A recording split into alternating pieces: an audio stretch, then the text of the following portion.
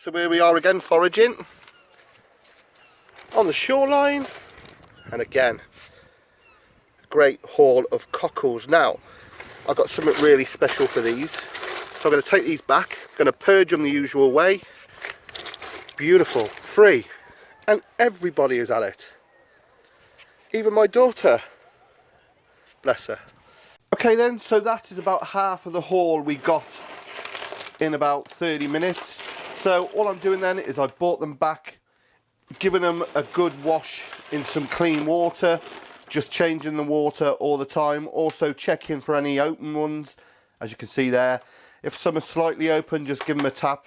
If they shut, they're okay. If they're not, ditch them. So what we're going to do now then, once we give them a clean like this, is I want to purge these overnight. So what I'm going to do then, in a bucket of water, I'm going to put some nice, clean, cold, fresh water. I'm going to add salt to replicate the salinity of the sea, and put in a handful of porridge oats just to help purge them. Being filter feeders, you know, they open up, they eat, they close, they got grit, they got sand in them. So what I'm going to do then, my bucket, put them in there. So some cold water in, I'm going to get some salt in, just get it in there, give it a mix up. Now what I do to test if this is salty enough, just on the tongue and add. We all know what seawater tastes like as kids, swallowing loads of it. That to me is spot on. So a really old school method then, handful of porridge oats. This will encourage them to open up and then evacuate any grit, dirt. I mean, you're always going to get the rogue one that is shut, looks like it's shut, but it's empty and full of dirt, full of grit, full of sand, something like that, you know. And but that can't be out. But we will leave that overnight, a minimum of 10 hours. So the following day then, I've just tipped those cockles with all the porridge oats in, giving them one more swill off. Then we can cook these then. They're ready to be cooked. These beauties. Look at this. Free food at its best. And just check out that dinky little clam. How cute is that? Right then, very simple method. We're going to steam these open. Half of them are going to be pickled in a jar with vinegar. The other half, something really cool. So there's several ways we can open these cockles then. We can use a stock, we can use a wine, a beer or a cider. But because I'm going to pickle some of them and also take another onto another recipe, I just want to keep it simple. So what I've done, spot of water, get it up to temperature, build up a head of steam, and then we can start putting our cockles in. Not crowding the pan, making sure that the ones that are open are discarded. And then the same when they're cooked, if they don't open, we discard them. Okay, we're just steaming them open, as you can see in there. Just look at that. Wait until the steam settles, as you can see. Beautiful. The beauty of these cockles is they may be small, but they're totally full in the shell, if you can see that. Look at that. It's perfect, isn't it? Free food. And like I said, any that don't open, we chuck away. So what I'm going to do then is I'm going to drain those and get the next lot on. We'll let those cool and we'll begin picking them.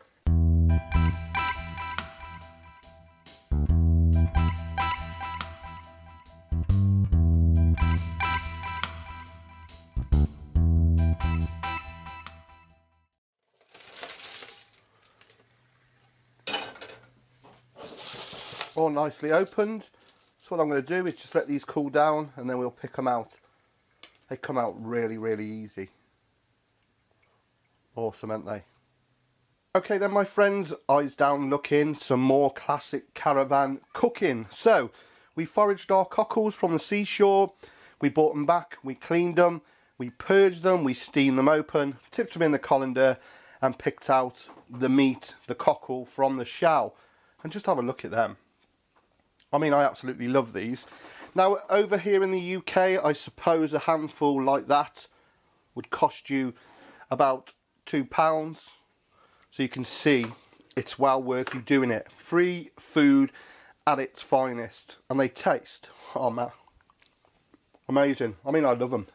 So what we're going to be making then is an old school Welsh cockle pie. So what I've got is obviously my cooked cockles, some breadcrumbs, onion, grated cheese, some bacon lardons, some milk, some flour. Going to add some seasoning, add some parsley. It's going to be a beauty. So we'll get over onto the stove. First thing we need to do then is start cooking the onion and the bacon. Pan on, some butter in, get off. Into that I've got one medium onion, and then I've got about 8 ounces of smoked streaky, which I've cut into lardons. So we just want to gently cook them together. I've said it before and I'll say it again. I don't think there's anything finer smelling than bacon and onions frying together. Now you may notice I put this in together. I'm not crisping up the bacon. Why, you may ask? Well, this is the way it's done. If it ain't broke, baby, don't fix it. So I just want to take these a little further. I don't want to burn the onions, so just keep it moving until they're nice and soft. Okay, so that is looking fine and dandy. I'm just going to add in just a couple of teaspoons or a tablespoon of flour, and then just mix that around. We'll just let that cook out. Might just add another drop in of it, scraping up all that off the bottom of the pan. So that's cooked out for a minute then. I'm just going to turn the heat off and we'll put the pan over here. So got a pint of the white stuff, milk, I love it. I'm just going to gently add a little bit and then stir it in while it's off the heat, and it will start to thicken. Whose idea was it to put it in a pint glass, man? Back onto the heat then, and we want to gently bring this up to the boil and simmer it until we got a nice thick smooth sauce. So as you can see then, it's starting to thicken. Look at it gently thickening up. Continually stirring, we don't want any lumps. That's almost perfect. Thickened up lovely. It's coating the back of a spoon. Awesome. Might just take it a little bit more. Watching that heat now. I want a nice thick creamy sauce. Slowly catchy and monkey. Okay then, I'm happy with that. I'm going to add in, yes, a pint of cockles. A pint of cockles. Pint governor. So they're going to go in. I'm going to retain a few back. Maybe not. So, get those in. Just look at that. Hey? How is that looking? Has free food ever looked so good? Now if you want, you could add a little bit of wine in there or some chives, but what I'm going to do, I'm going to add some nice fresh parsley, give it a bit of colour, freshen it up, and then check the seasoning. Obviously the bacon's salty and the cockles are the taste of the sea, so just let it tick over nice and gentle. Doesn't that look wonderful? I know I keep going on, but it's awesome. Right, nice handful of freshly chopped parsley. Get that in. Add a bit of colour. Some pepper. Pepper and cockles are made for each other. You know the drill. Taste, taste and taste again. Let's just try that. Bit of salt. Just a little bit more pepper, I think. How beautiful is that? Right, that is the base of our pie. So we get a pie dish. You can make these one big one, make them small ones, make them medium. So get my cockle bacon mixture in there. Now don't laugh, I'm in my caravan, remember, I'm not at home. I'm going to use some breadcrumbs, so good handful in there, and then some lovely Welsh grated cheese. Look at that. In with the breadcrumbs, mix it up, no expense spared. Oh man, I know how to live. And then what we'll do is we'll get that sprinkled on the top of our pie. Okay then, that goes under a hot grill or a broiler for 5 minutes. Gorgeous, isn't it? So after 5 minutes under that grill then, those cockles, those wonderful cockles we foraged, we cleaned, we purged, look like that. A Welsh cockle pie. Just have a look at that. That lovely breadcrumb and cheese raft floating on top of that creamy bacon and cockle mixture. I think it looks stunning. Right, let's get into it. Hey, no expense spared. Hey, look what I've been reduced to. So, that lovely cockle mixture. Can I get it out without getting it everywhere? No. Never mind. Okay, let's try a bit. Want some of that bacon, some of that cockle, some of that cheesy bread duvet.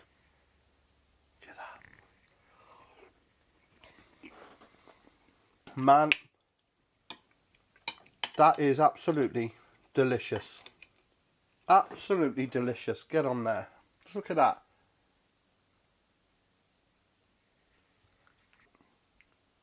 Free food never looked so good. Absolutely brilliant. That is something special. Absolutely beautiful. But I'm going to show you how I normally eat my cockles. Just wait for my dog to finish his water. Thirsty there, 60? Yeah. So we got about a quid's worth of cockles there. I normally put a bit of vinegar on. It's got to be Sarson's. And then some pepper. Normally eaten with a toothpick. I'm going to use my hands, I don't care. Well, there you go then, my friends. Forage food at its best. 2 great dishes. Well, that's not really a dish, but hey, but that is absolutely stunning. So my friends, if you've enjoyed what you've seen here today, please click subscribe when my face comes up down here somewhere. Also, find me on my social media, Facebook, Scott Ree, and the Scott Ree Project page. Get on there, click follow. Also on my Twitter at the Scott Ree Project. And please do, you beautiful people, check out my Patreon page. But until next time, this to me is what the SRP is all about. You know, it's proper food, real food, forage food, cooked simply. It's beautiful, tastes amazing, no fuss, no faff. It's the way forward. Thanks for watching, my friends. Take care. I'm going to have just one more bowlful maybe. All the best.